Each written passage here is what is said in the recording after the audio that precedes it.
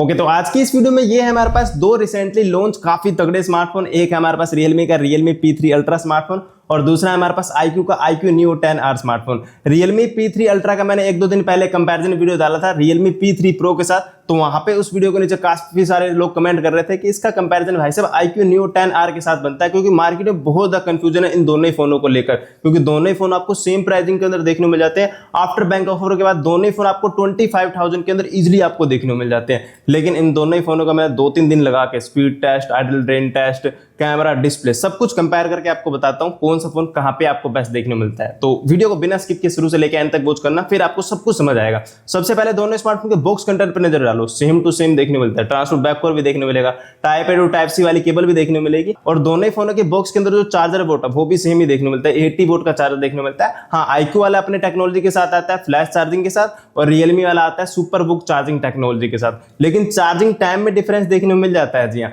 iQOO वाले को full charge होने में ऑलमोस्ट 55 मिनट से लेकर 65 मिनट के अराउंड लगते हैं फुल्ली चार्ज होने पे। लेकिन Realme को यहाँ पे फुल चार्ज होने में ऑलमोस्ट 50 मिनट से लेकर 60 मिनट के अराउंड लगता है, 5 मिनट कम लगते हैं। लेकिन ये इसलिए है ना क्योंकि यहाँ पे iQOO के अंदर बड़ी बैटरी का यूज किया गया है। 6400 mAh की बड़ी बैटरी देखने को मिल जाती है, लेकिन Realme के अंदर आपको 6000 mAh की बड़ी बैटरी देखने को मिल जाती है। हालांकि दोनों ही फोनों के अंदर बड़ी बैटरी यूज की गई है, लेकिन थोड़े से mAh आपको ज्यादा देखने को मिलते हैं iQOO के अंदर, तो यहाँ पे iQOO वाला एडवांटेज लेके जाता है। वैसे मैंने दोनों ही फोन का आइडल बैटरी ड्रेन टेस्ट किया था नेट को ऑन करके, तो iQOO वाला रात के समय यहाँ पे 8% की बैटरी ड्रेन लेके आया था और यहाँ पे Realme वाला यहाँ पे 4% की बैटरी ड्रेन लेके आया था। और साथ में मैंने दोनों ही फोनों के अंदर ऑलवेज ऑन डिस्प्ले को ऑल डे पे सेट करके रखा हुआ था। दोनों ही फोनों के अंदर परमानेंट ऑलवेज ऑन डिस्प्ले का सपोर्ट है, तो उस कंडीशन में देख सकते हैं इतना आइडल ड्रेन करते हैं दोनों ही फोन। Realme वाला थोड़ा सा अच्छा परफॉर्म करता है। वैसे मैं बात करूं दोनों स्मार्टफोन की IP रेटिंग की, तो यहाँ पे Realme वाला एडवांटेज लेके जाता है। जी हाँ, क्योंकि iQOO के अंदर तो आपको पता है IP65 की रेटिंग देखने मिलती है, थोड़े बहुत पानी की छींटे एंड डस्ट को सह लेता है। लेकिन Realme P3 Ultra के अंदर आपको IP66 plus IP68 plus IP69 तीनों की रेटिंग से ये फोन पास किया हुआ है। तो इस फोन पे हाई प्रेशर से भी पानी पड़ेगा या फोन पानी में डूब भी जाता है कुछ देर के लिए, तो इस फोन को कुछ नहीं होने वाला। हाँ, इसकी कंपनी कोई गारंटी नहीं देती, लेकिन ये एक्स्ट्रा प्रोटेक्शन तो डेफिनेटली आपको Realme के अंदर देखने को मिल जाती है। साथ में इन दोनों फोनों को मैं कुछ दिनों से यूज कर रहा हूं, तो काफी सारे मैंने कॉल लगा के भी चेक किया, तो कॉल क्वालिटी दोनों ही फोनों की सही देखने को मिलती है। बॉटम साइड में दोनों फोनों के माइक तो देखने को मिलता है और ऊपर आपको नॉइस कैंसिलिंग वाला माइक भी दोनों ही फोनों के अंदर देखने को मिलता है। तो कॉल क्वालिटी को लेकर कोई दिक्कत नहीं है। लेकिन मैं बात करूं प्रोक्सिमिटी सेंसर की, तो iQOO के अंदर तो आपको वर्चुअल प्रोक्सिमिटी सेंसर देखने को मिलता है, लेकिन Realme के अंदर आपको हार्डवेयर बेस्ड प्रोक्सिमिटी सेंसर देखने को मिलता है। ये नॉर्मली भी वर्क करता है मोशन पे भी एंड वैसे भी, और iQOO का ओनली फॉर मोशन करने पे ही आपका प्रोक्सिमिटी सेंसर वर्क करता है। ऐसे कोई दिक्कत वाली बात नहीं, जैसे मोशन कर रहा हो ना तो हर बार इसका वर्क कर रहा है। बट हाँ, ये चीज डिफरेंस थी तो मैंने आपको बता दिया। तो छोटी छोटी चीजों पर Realme ने काफी ज्यादा ध्यान दिया है, बट बड़ी चीजों के अंदर iQOO वालों ने भी काफी ज्यादा ध्यान दिया। अभी वीडियो के अंदर आगे बात करते हैं iQOO कहां और बेस्ट देखने मिलता है, Realme कहां और बेस्ट देखने मिलता है। लेकिन उससे पहले हम बात कर लेते हैं दोनों स्मार्टफोन की कनेक्टिविटी की। दोनों ही फोनों के अंदर Wi-Fi 6 का सपोर्ट देखने मिलेगा। ब्लूटूथ वर्जन भी 5.4 ही देखने मिलता है दोनों ही फोनों के अंदर।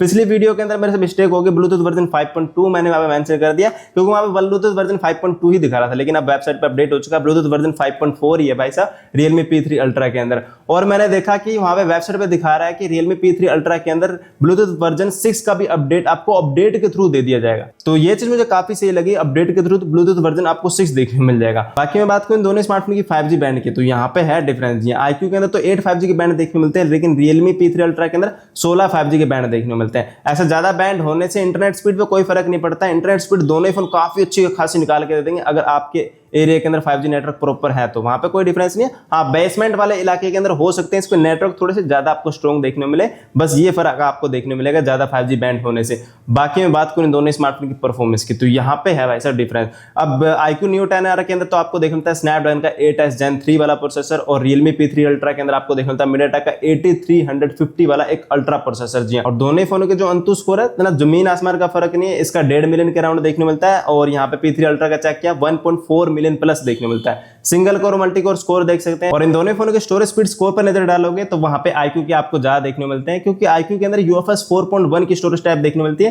ये मेरे पास 256GB वाला वेरिएंट है, बट हाँ, इनका 128GB वाला वेरिएंट बाय करते हो जो बेस वेरिएंट है, वहां पे UFS 3.1 की स्टोरेज टाइप देखने मिलेगी। उस हिसाब से देखोगे तो दोनों ही फोनों के अंदर आपको सेम स्टोरेज टाइप देखने मिलती है UFS 3.1 की, लेकिन हाँ अगर iQOO के अंदर 256 GB वाला बाय कर लेते हो तो वहां पे UFS 4.1 मिल जाएगा। बाकी रैम टाइप दोनों ही फोनों के अंदर सेम देखने को मिलती है, LPDDR5X की देखने को मिल जाती है। और दोनों ही फोनों के अंदर किसी भी ऐप को ओपन क्लोज करोगे तो यहाँ पे एनिमेशन भी दोनों ही फोनों के अंदर देखने को मिल जाएगी। अगर आपकी एप्लीकेशन रैम में नहीं भी है तो भी आपको एनिमेशन देखने को मिल जाएगा फर्स्ट टाइम में ही दोनों ही फोनों के अंदर, वहां पे कोई दिक्कत नहीं। लेकिन प्रैक्टिकल लाइफ में इन दोनों ही फोनों में से कौन सा फोन अच्छा परफॉर्म कर रहा है, तो सबसे पहले मैंने स्पीड टेस्ट किया, बीजीएमआई को ओपन किया तो यहाँ पे iQOO ने ओपन कर दिया, 4-5 सेकंड का फर्क देखने को मिलता है। और सबवे सफर को ओपन किया तो 1 सेकंड पहले iQOO ने यहाँ पे ओपन कर दिया। बाकी फ्लिपकार्ट अमेजोन को ओपन किया, उतना ज्यादा मेजर डिफरेंस नहीं है, एक एप्लीकेशन तो सेम टाइम पे यहाँ पे ओपन हो गई थी। तो देखा है तो यहाँ पे पता लग रहा था कि स्लाइटली थोड़ी सी परफॉर्मेंस बेस्ट देखने को मिलती है, थोड़ी सी जमीन आसमान का फर्क नहीं है। बट मैंने जब वीडियो रेंडर किया तो यहाँ पे थोड़ा सा ज्यादा ही फर्क देखने को मिला। सेम टाइमलाइन की वीडियो रेंडर दोनों ही फोनों के अंदर की थी, लेकिन यहाँ पे ऑलमोस्ट 1 मिनट के आसपास डिफरेंस देखने को मिल गया था। iQOO वाले ने तो 1 मिनट पहले कर दिया था, इसने 1 मिनट के बाद उस वीडियो को रेंडर किया था। तो ये यहाँ पे पता लगता है कि iQOO की परफॉर्मेंस डेफिनेटली आपको थोड़ी सी ज्यादा बेटर देखने को मिलती है। यहाँ पे आपको UFS 4.1 की स्टोरेज टाइप देखने मिल जाती है ना, 256 GB वाला, तो वहां पे डेफिनेटली iQOO वाला एडवांटेज लेके जाता है। और ये चीज मैंने गेमिंग में भी नोटिस की कि iQOO वाला थोड़ा सा अच्छा परफॉर्म करता है। बीच में ग्राफिक सेटिंग पे नजर डालोगे ना तो iQOO वाला स्मूथ प्लस 120 FPS का ऑप्शन देता है और यहाँ पे Realme वाला स्मूथ प्लस 90 FPS का ऑप्शन देता है। अब ग्राफिक सेटिंग बेटर है तो डेफिनेटली स्टेबिलिटी तो बेटर मिलेगी। मैंने गेम प्ले करके भी देखा तो यहाँ पे आप देख सकते हैं एवरेज FPS स्कोर नूसा के अंदर 115 के आसपास देखने को मिलता है और इसमें 90 FPS की ग्राफिक सेटिंग थी, उस पर मैंने प्ले किया था तो 79 के आसपास एवरेज FPS स्कोर निकल के आया था। तो ग्राफिक सेटिंग की वजह से डेफिनेटली iQOO को थोड़ी सी ज्यादा एडवांटेज मिलती है, ज्यादा स्टेबिलिटी मिलती है। परफॉर्मेंस एंड गेमिंग को लेकर यही बोलना चाहूंगा कि iQOO के अंदर 20% आपको बेटर परफॉर्मेंस मिलेगी Realme से। ये मैंने अपने प्रैक्टिकल लाइफ में टेस्ट किया तो मैं आपको बता रहा हूँ। वैसे मैं बात करूँ इन दोनों स्मार्टफोन की डिजाइन एंड इसकी बिल्ड क्वालिटी की, वैसे आपको पता है अगर मेरे चैनल पे आप रेगुलर व्यूअर हो तो मैं आप बता देता हूँ कंपैरिजन वीडियो में। ये मेरी वीडियो है तो मुझे इस स्मार्टफोन का डिजाइन अच्छा लग रहा है, बाकी आप देख सकते हो। बट बाकी इन दोनों स्मार्टफोन के साथ ऐसा नहीं है, क्योंकि दोनों स्मार्टफोन के डिजाइन मुझे काफी अच्छे लगते हैं। जी हाँ, ऐसा दिल दुखने वाला डिजाइन नहीं है दोनों ही फोनों के अंदर। कोई फोन आप परचेज करते हो इस वीडियो को देखने के बाद तो दोनों स्मार्टफोन के डिजाइन अच्छे हैं, ऐसा माड़ा डिजाइन दोनों फोनों का आपको नहीं देखने को मिलता। iQOO का जो मेरे पास कलर है ये मेटे फिनिशिंग के साथ आता है और Realme का जो मेरे पास कलर है ये ग्लोसी फिनिशिंग के साथ आपको देखने को मिल जाता है। बाकी और भी कलर दोनों ही फोनों के अंदर देखने को मिल जाएंगे, लेदर वाला देखने को मिल जाएगा Realme के अंदर और ड्यूल टोन वाला डिजाइन भी आपको देखने को मिल जाएगा iQOO के अंदर। हाँ, Realme के अंदर जो मेरे पास कलर है ना ये ग्लोइंग डिजाइन के साथ आता है, ये आपको बता दूं। इस फोन को आप धूप में लेके जाते हो, 30 सेकंड तक धूप में रखते हो, फिर अंधेरे में लेके आते हो तो इसका डिजाइन थोड़ा सा ग्लो करेगा, या यूवी लाइट भी मारोगे ना तो भी इसका डिजाइन थोड़ा सा ग्लो करेगा। हाँ, बट मुझे लगता है कि ये 4-5 दिन तो बंदा करेगा, बट इतना किसी के पास टाइम नहीं है किसी को डिजाइन ग्लो करने के लिए धूप में लेके जाएगा फिर अंधेरे में लेके आएगा। बट हाँ, ये चीज थी तो मैंने आपको बता दिया। ये चीज आपको Realme के अंदर देखने को मिल जाती है, बस कभी कभी आपको दोस्त को दिखाना हो भाई मेरे फोन के अंदर ये टेक्नोलॉजी है तो ये चीज आपको Realme के अंदर देखने को मिल जाती है। बाकी दोनों ही फोनों के जो साइडों के फ्रेम है ना प्लास्टिक वाले देखने को मिलते हैं, बैक तो प्लास्टिक की है और साइडों के फ्रेम भी प्लास्टिक की है, मेटे फिनिशिंग के साथ आते हैं साइडों के फ्रेम, तो कोई दिक्कत वाली बात नहीं है। हाथों में कंफर्टेबल दोनों ही फोन फिट होते हैं, साइडों के जैसे बिल्कुल चुभते नहीं है, राउंड राउंड करके दिए गए तो वहां पे कोई दिक्कत नहीं है। वैसे मैं दोनों स्मार्टफोन की वेट की बात करूं तो iQOO का मैंने वेट किया तो 197 ग्राम के आसपास देखने को मिलता है और Realme का जब मैंने वेट किया तो 185-86 ग्राम के आसपास देखने को मिलता है। दोनों ही फोन ज्यादा हैवी फील नहीं होते हाथ पे पकड़ने पे। बाकी मैं दोनों ही फोनों की थिकनेस स्लिमनेस की बात करूं तो iQOO का जो थिकनेस है 7.98 mm की थिकनेस देखने को मिलती है और Realme की जो थिकनेस है 7.38 mm की थिकनेस देखने को मिलती है। और दोनों फोन के पोर्ट्स एंड बटन की बात करूं दोनों फोनों के अंदर टाइप सी का पोर्ट देखने मिलता है, USB 2.0 वाला देखने मिलता है। सिम स्लॉट की बात करूं तो ड्यूल सिम का स्लॉट देखने मिलता है, SD कार्ड दोनों फोनों के अंदर नहीं लगा सकते, 3.5 का ऑडियो जैक भी दोनों फोनों के अंदर नहीं देखने मिलता। अगर वायर वाले ईयरफोन यूज करने तो कन्वर्टर आपको अलग से बाय करना पड़ेगा 100-150 का, फिर उसके बाद वायर वाले ईयरफोन यूज कर सकते हो, या ब्लूटूथ वाले नेकबैंड T2+ तो आप यूज कर ही सकते हो। बाकी दोनों ही फोनों के अंदर ईयर ब्लास्टर भी देखने को मिल जाता है, अपने फोन को यहाँ पे रिमोट बना के AC को कंट्रोल कर सकते हो या टीवी को भी कंट्रोल कर सकते हो दोनों ही फोनों के अंदर। लेकिन स्पीकर की बात को तो Realme के अंदर डुअल स्पीकर देखने को मिलता है, जो टॉप वाला स्पीकर है अलग से लगा के दिया गया, और iQOO के अंदर जो टॉप वाला स्पीकर है वो ईयरपीस के रूप में यूज किया गया, मतलब स्टूडियो स्पीकर आपको देखने को मिलता है। साउंड क्वालिटी आपको चेक करा देता हूँ। अब बारी यहाँ पे Realme की।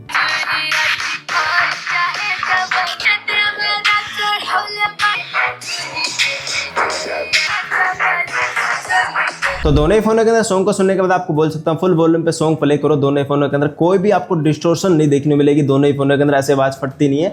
लाउडनेस भी दोनों ही फोनों की सही देखने मिलती है, दोनों ही फोनों की स्पीकर काफी लाउड है। हाँ, थोड़ा सा आपको बेस Realme के अंदर बेटर देखने मिलेगा, ये चीज मैंने नोटिस की। बाकी इन दोनों स्मार्टफोन की हैप्टिक की बात को दोनों ही फोनों के अंदर अलग से वैसे मोटर लगा के दिया गया, टक टक वाला फील मिलेगा टाइपिंग वगैरह करोगे। बट हाँ, Realme के अंदर वो हैप्टिक देखने मिल जाते हैं, थोड़ा सा रियलिस्टिक वाला हैप्टिक आपको देखने को मिलता है। और इसकी optimization, volume up and down करते हो, ब्राइटनेस या स्क्रोलिंग वगैरह करते हो, तो वहां पे भी हैप्टिक का इंटीग्रेशन किया गया Realme के अंदर। क्या है, तो ये चीज मुझे Realme की काफी सही लगी। बाकी मैं बात करूं दोनों स्मार्टफोन की डिस्प्ले की, तो यहाँ पे भी डिफरेंस देखने को मिल जाता है। iQOO की डिस्प्ले तो 6.78 इंच के 1.5 के रेजोल्यूशन वाली आपको एक फ्लैट डिस्प्ले देखने को मिल जाती है, और Realme के अंदर आपको देखने मिलता है 6.83 इंच के एक 1.5 के रेजोल्यूशन वाली क्वाड कर्व डिस्प्ले देखने को मिल जाती है। इसकी iQOO की डिस्प्ले तो फ्लैट है, इसके चारों तरफ से थोड़े थोड़े आपको स्लाइटली कर्व देखने को मिल जाते हैं, और iQOO की डिस्प्ले आपको फ्लैट देखने को मिलती है। डिस्प्ले को फ्रंट साइड से देखोगे, iQOO के अंदर चिन्ह ज्यादा मोटे तो नहीं है, बट ज्यादा पतले भी नहीं देखने को मिलते हैं, लेकिन हाँ Realme के काफी पतले पतले चिन्ह बेजल देखने को मिल जाते हैं, तो ये चीज सही है। बाकी दोनों ही फोनों के अंदर 4K HDR के अंदर कंटेंट वॉच कर सकते हो, दोनों ही फोनों के अंदर। ऐसा दोनों ही फोन की डिस्प्ले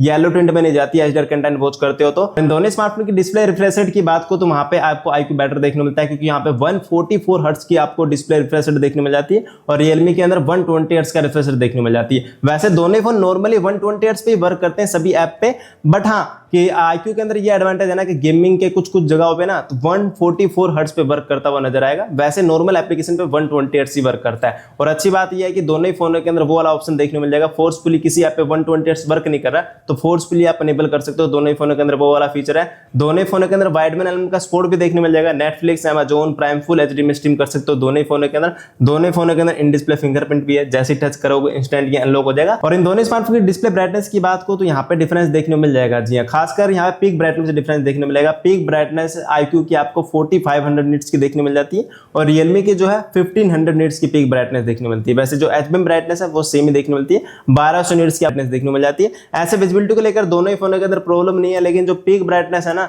HDR कंटेंट वॉच करते वक्त, तो वो आपको ज्यादा देखने मिलती है iQOO के अंदर। बाकी डिस्प्ले प्रोटेक्शन की बात को, तो वो मुझे Realme की यहाँ पे बेटर लगी। iQOO के अंदर स्कोर्सकेशन आपकी प्रोटेक्शन देखने मिलती है, ना ही ज्यादा एक्सेलेंट भी बोल सकते हैं, ना ही ज्यादा बेकार इसको बोल सकते हैं। और Realme के अंदर आपको देखने मिलता है गोरिल्ला ग्लास 7i की प्रोटेक्शन, तो ये चीज थोड़ी सी ज्यादा सही है Realme की। और बाकी में बात करूँ दोनों स्मार्टफोन की मल्टी टच की, दोनों फोनों में मैंने चेक किया 10 के उनको सपोर्ट करते हैं, वहां पे कोई दिक्कत नहीं है। दोनों फोन की वीडियो एडिटिंग की बात को, तो मैंने काइनमास्टर में चेक किया, दोनों ही फोन 4K के अंदर वीडियो रेंडर कराने की कैपेबिलिटी रखते हैं। अब बात कर लेते हैं दोनों फोन की सॉफ्टवेयर की। दोनों फोनों के अंदर Android 15 देखने मिल जाएगा, और खुद के UI देखने मिल जाएंगे iQOO के अंदर FunTouch 15, और Realme के अंदर आपको देखने मिलेगा Realme UI 6.0। लेकिन सॉफ्टवेयर सपोर्ट में आपको डिफरेंस देखने मिलता है। iQOO वाला थोड़ा ज्यादा देता है सॉफ्टवेयर सपोर्ट, 3 ईयर के Android अपडेट में मिलेंगे, 4 ईयर के सिक्योरिटी पैचेस के अपडेट मिलेंगे, और Realme के अंदर आपको 2 ईयर के Android अपडेट मिलेंगे और 3 ईयर के सिक्योरिटी पैचेस के अपडेट आपको देखने मिलेंगे। तो सॉफ्टवेयर सपोर्ट आपको ज्यादा देखने मिलता है iQOO के अंदर, और iQOO के अंदर खुद का डायलर भी देखने मिल जाता है, विदाउट अनाउंसमेंट कॉल रिकॉर्डिंग कर सकते हो। Realme के अंदर और डायलर का सपोर्ट है, उसको डाउनलोड करके